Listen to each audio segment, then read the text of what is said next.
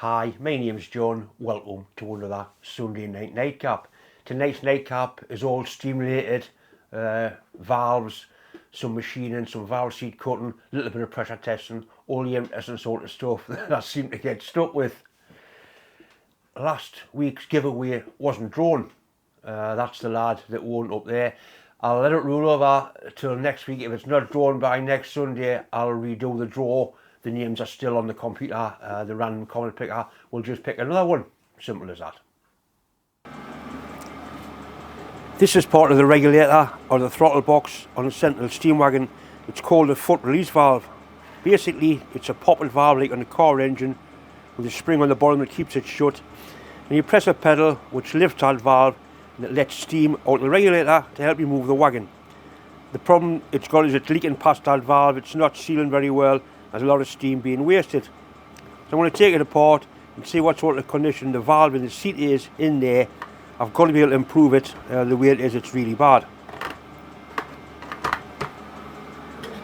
We'll take the nut off the top and then the valve should just drop out. I'm just looking at that spanner there. Interesting spanner, Snail brand, Whitworth. I don't know where I got it from. It's got the Army arrow on there, the military arrow, 1972, and somebody has wrote on there M18. Well, that's 7/16 Whitworth, and it's also M18. Right.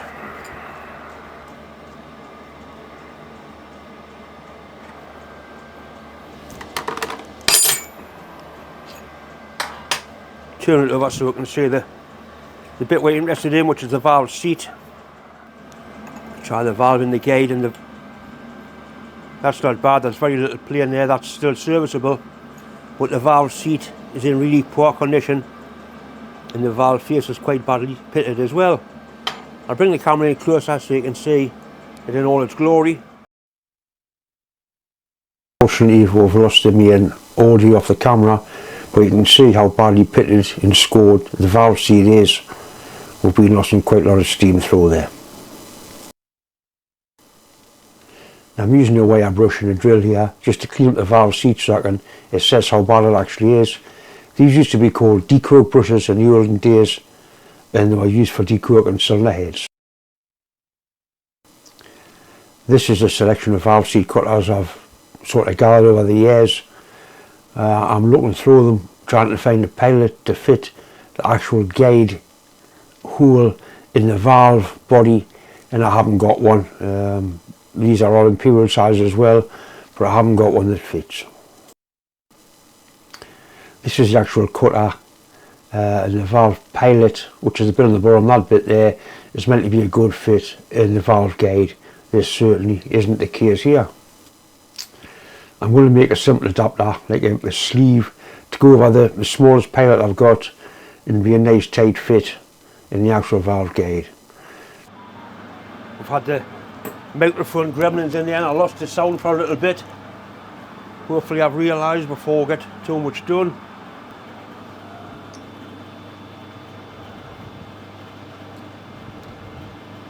Just a little bit on the tight side and a little rag on the end of there could possibly be causing it.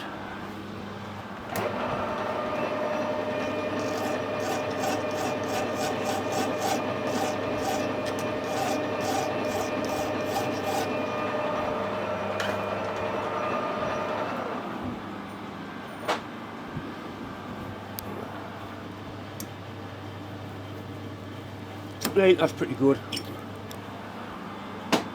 Now we need to drill it out. The size we want is 1/4.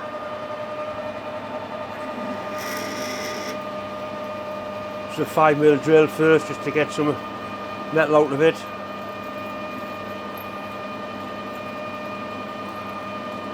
It's starting to get warm. People often ask why I don't use coolant on the lathe. I do sometimes, but not when I'm taking video, because it sprays and splashes everywhere and the camera doesn't like it.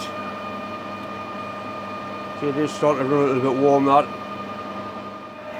This is a 6.2mm drill. 3/1/4, which is 625, 626.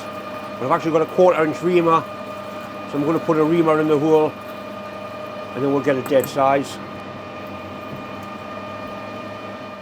The reamers run nice and slow, plenty of lubricant, and you don't turn the reamer backwards.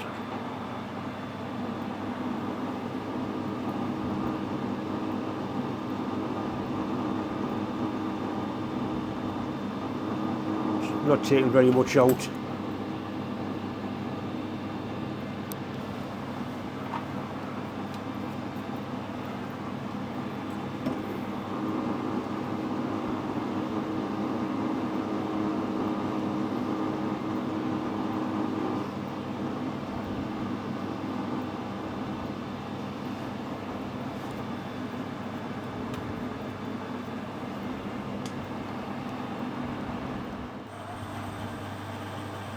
Right, so that's a lovely fit on the pilot.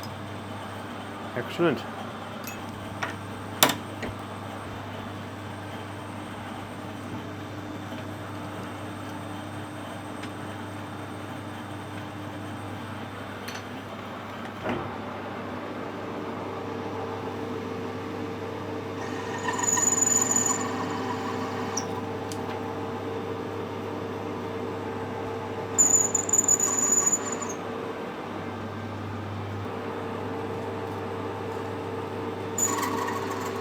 Quite often on jobs like this valve, you spend more time making bits and pieces to allow you to do the job than actually doing the job.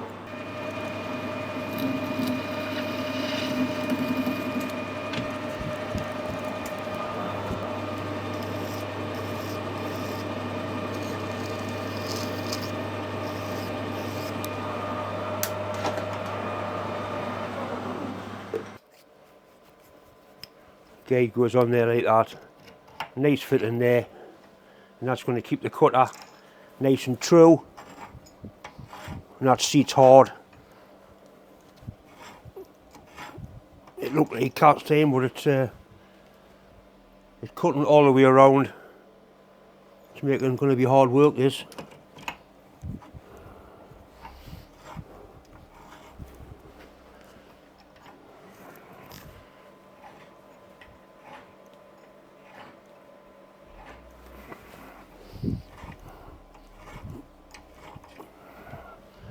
There's cutting it, putting a nice clean fresh seat in.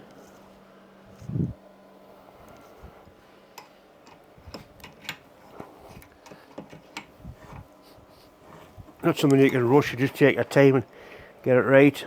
I do think I've got a better cutter than that. And that one's way too big. Yep, this is the only one I've got that size, so persevere with it.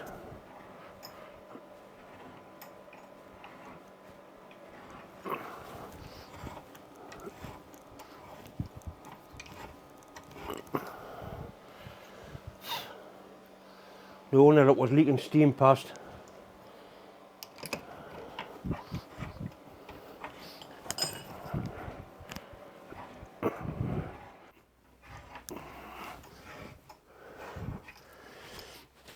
Right, we're starting to get somewhere now. It's got a nice shiny seat all the way around. A little bit more, and then we'll address the valve. Instead of using the compound slide to set the angle up, I'm just going to use the broad side of this 45-degree tool. There's a 45-degree seat anyway. You see, if we bring it in so it's touching the full width of the seat, which it is there, that's going to cut a nice new face on that valve.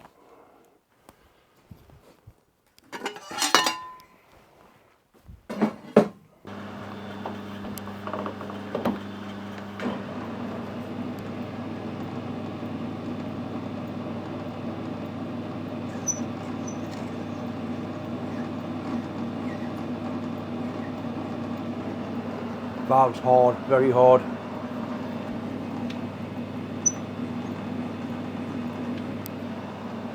Don't like it. It's actually cleaned it up quite nicely. I think what I'll do is I'll try lapping it in before we go any further. going to start off with quite a coarse grade of lapping paste. A little drop of oil and some oil on the valve stem. It's important you keep the valve grinding paste away from the valve stem. And something to fit in there like a screwdriver blade so we can turn it.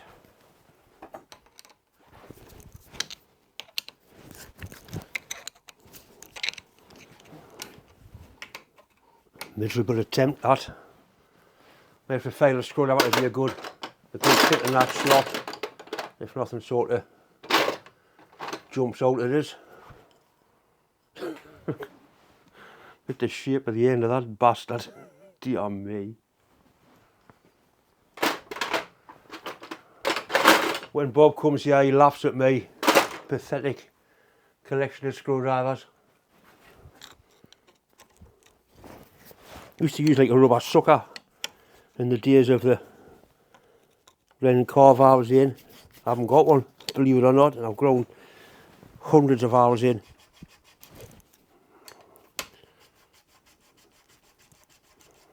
I'm going to have to make something to do this with. We'll have a quick look.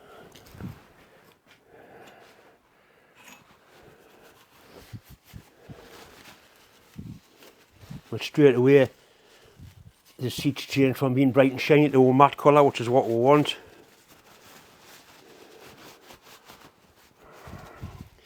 And the valve head is nowhere near as pitted as the seat, so that's going to be alright. A little bit of time and patience slapping that into there and it's going to be good. I need to make something to fit in there. I found something that'll do the job. It's actually my old snap-on screwdriver. There's a thing in the back where you can put spare blades and things in, the ratchet and screwdriver, but it's got a lock on it. And I've failed one of the little pieces to be a decent fit in there. Go and prove us wrong, you bastard. Anyway, I'm sure you get the idea of how we lap a valve in.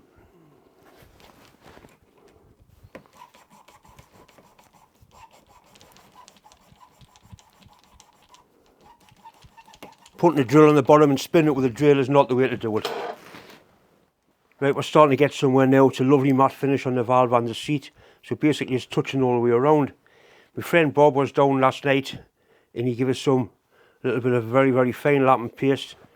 I recommend everybody finds a friend like Bob. It doesn't seem to matter what you want or what you need. He knows how to do it or he's got it. So we'll put a little bit of this fine lapping paste on. A little bit of oil. A little bit of oil on the stem. I'm just doing this by hand, turn the back of the valve. The screwdriver didn't work. And the valve looks like it's bent. It's not. It's just the shape it is. And the slot's been put in off centre. It's old. It's nearly 100 years old, and it's still doing the job.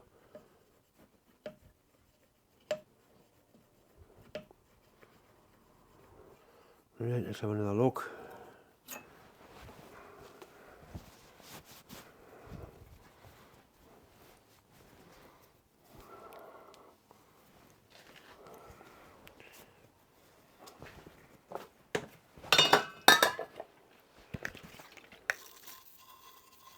Definitely getting there now. I'll give it a little bit more with a fine and then that's going to be that more or less done. It is, it's like modelling clay, it really is. Fine stuff. You don't need much. There's enough of my finger to grind 10 valves in, really. Remember being an apprentice and you had this stuff everywhere, up your tits and valve grinding paste, up the ports, and used to get wrong. They made you use 2 bits of rag. There was a bit of rag to clean the stem, the bit of rag to clean the valve face, so you didn't get any nasty valve grinding paste between the valve stem and the guide. If you didn't have 2 bits of rag, you got your arse kicked. I don't think there's very many valves ground in now in the modern day. Basically all throwaway stuff. For the last 2 or 3 engines I've pulled some of the heads off We've just thrown all the bits in the boot and thrown away at the scrapyard. Just not viable to repair them. Which is probably why I like vintage stuff like this, because you've got to repair, make and mend, keep things running. This will make a big difference to the performance of the wagon, because steam's been escaping past here and you don't know it's leaking, because this is only under pressure when the engine's actually moving when it's driving. Once I get the regulator assembled and all done, we'll be able to put an air test on it, pressure test on it. But I'm pretty sure it's going to be 100% better than it was.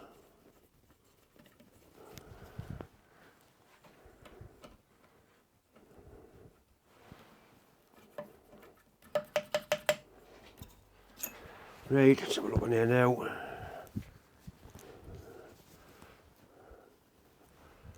Yeah, we'll settle for that, I think. That's nice.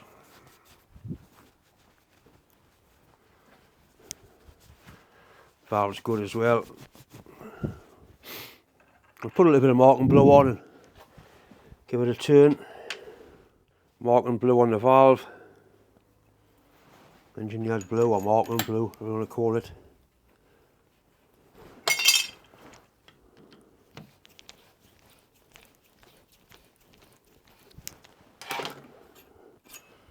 Right, so we've got a beautiful blue seat all the way around there, and a beautiful blue seat on the valve. I'm happy with that. So as good as it's going to get, I think. I'm going to put a little bit of this anti-scuff paste or anti-seize paste on the valve stem before I put it together. It can't do any harm, and steam will burn it off, but it'll be in there for a little while. Spring goes back on, and the washer and nut. The thing is, the steam is on this side of it, so it's trying to push the valve shut.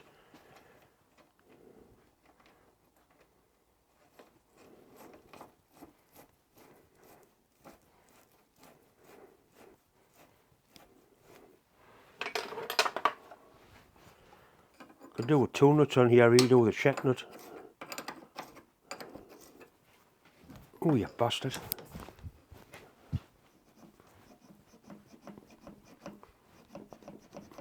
Right, that's another little bit done.